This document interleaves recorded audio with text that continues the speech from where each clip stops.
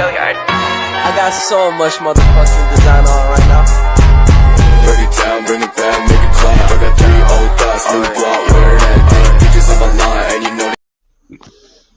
Assalamualaikum warahmatullahi wabarakatuh. Perkenalkan, nama saya Ferdi Rizky Syahriar. Saya dari program studi manajemen kelas 4C Manajemen.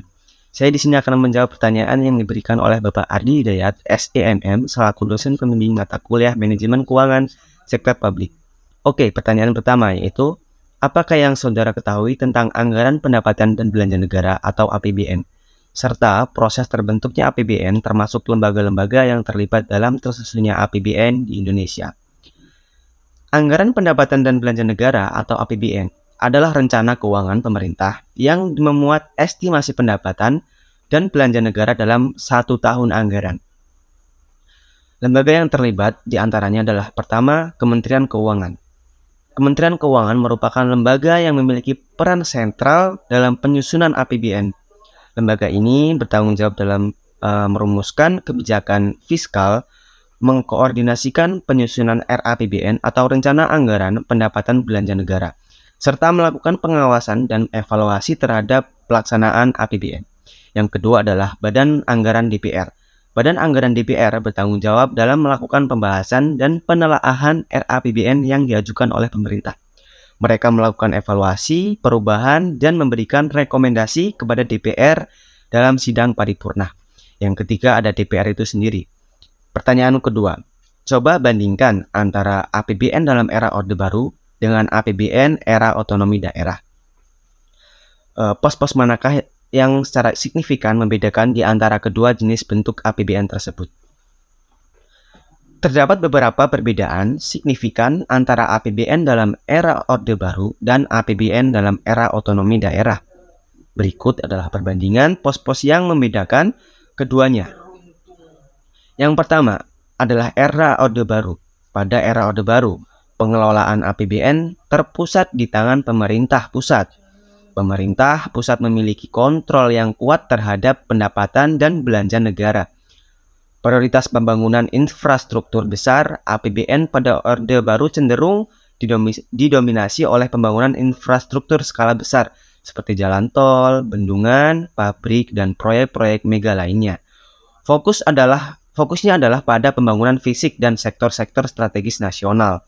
Sedangkan era otonomi daerah, pemerintah daerah memiliki kewenangan dalam mengelola APBN sesuai dengan kebutuhan dan prioritas lokal.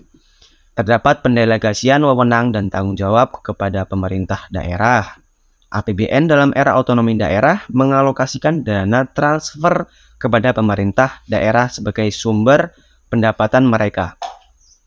Pemerintah daerah memiliki otonomi dalam mengelola dan memprioritaskan penggunaan dana tersebut sesuai dengan kebutuhan daerahnya. Pertanyaan keempat, penarikan pajak sebagai sumber pendapatan negara yang mempengaruhi kemampuan dan kemauan untuk bekerja, menabung, dan berinvestasi. Jelaskan pernyataan tersebut secara singkat saja. Penarikan pajak sebagai sumber pendapatan negara memiliki dampak terhadap kemampuan dan kemauan individu untuk bekerja, menabung, dan berinvestasi. Pajak yang tinggi atau sistem pajak yang tidak efisien dapat mengurangi insentif untuk bekerja lebih keras, menabung, dan melakukan investasi. Hal ini dapat mengurangi motivasi individu untuk meningkatkan produktivitas dan menghambat pertumbuhan ekonomi. Selain itu, pajak yang tinggi juga dapat mengurangi daya beli masyarakat dan menghambat konsumsi yang dapat mempengaruhi pertumbuhan ekonomi secara keseluruhan. Oleh karena itu, penting untuk menemukan keseimbangan dalam sistem perpajakan yang adil dan efisien agar dapat mendukung pertumbuhan ekonomi, mendorong investasi, dan mempertahankan insentif bagi individu untuk bekerja dan menabung. Pertanyaan kelima, apakah ada keterkaitan antara alokasi anggaran pendapatan dan belanja negara dengan struktur perekonomian dan perubahannya? Menurut saya, iya ada keterkaitan antara alokasi anggaran pendapatan dan belanja negara dengan struktur perekonomian dan perubahannya. Alokasi anggaran yang tepat dapat mempengaruhi pertumbuhan ekonomi, distribusi pendapatan, dan stabilitas ekonomi secara keseluruhan. Perubahan dalam alokasi anggaran juga dapat mencerminkan pergeseran struktur perekonomian. Misalnya nih, jika terjadi pergeseran ke arah ekonomi berbasis pengetahuan dan inovasi, maka alokasi anggaran yang lebih besar mungkin diberikan pada sektor riset dan pengembangan serta pendidikan tinggi. Selain itu, perubahan dalam struktur perekonomian seperti perubahan dominasi sektor ekonomi atau perkembangan industri baru juga dapat mempengaruhi kebutuhan alokasi anggaran untuk mendukung sektor-sektor yang berkembang. Next, pertanyaan ke-6. Anggaran belanja pembangunan disusun untuk mencerminkan pola-pola kebijakan, prioritas-prioritas, dan program-program pembangunan untuk setiap tahun anggaran. Jelaskan pertanyaan tersebut secara ringkas. Pernyataan tersebut menyatakan bahwa anggaran belanja pembangunan dirancang untuk mencerminkan kebijakan, prioritas, dan program-program pembangunan yang akan dilaksanakan dalam setiap tahun anggaran.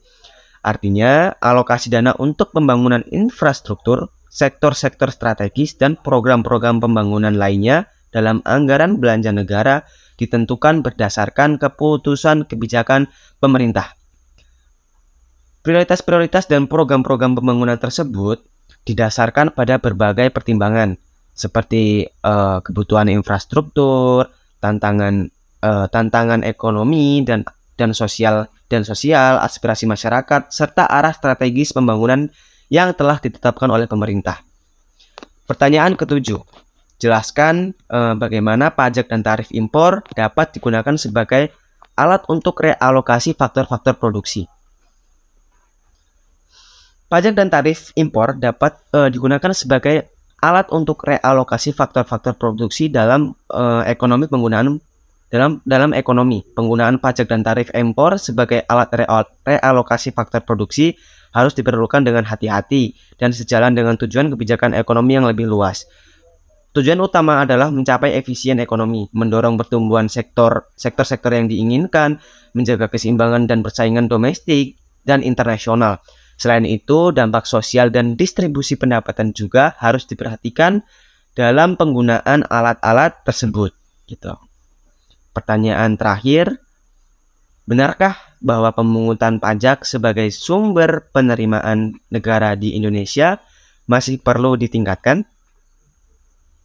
Jelaskan jawaban saudara. Menurut saya, iya. Pemungutan pajak sebagai sumber penerimaan negara di Indonesia masih perlu ditingkatkan. Dalam rangka meningkatkan pemungutan pajak, pemerintah Indonesia telah melakukan berbagai reformasi perpajakan, termasuk penyederhanaan peraturan pajak, peningkatan kepatuhan, dan penggunaan teknologi informasi. Langkah-langkah tersebut perlu terus ditingkatkan dan didukung dengan upaya edukasi kepada masyarakat mengenai pentingnya membayar pajak dan kontribusi pajak dalam membangun negara. Sekian tugas dari saya, kurang lebihnya saya mohon maaf. Saya akhiri, wabillahi taufik wal hidayah. Wassalamualaikum warahmatullahi wabarakatuh. Waalaikumsalam warahmatullahi wabarakatuh.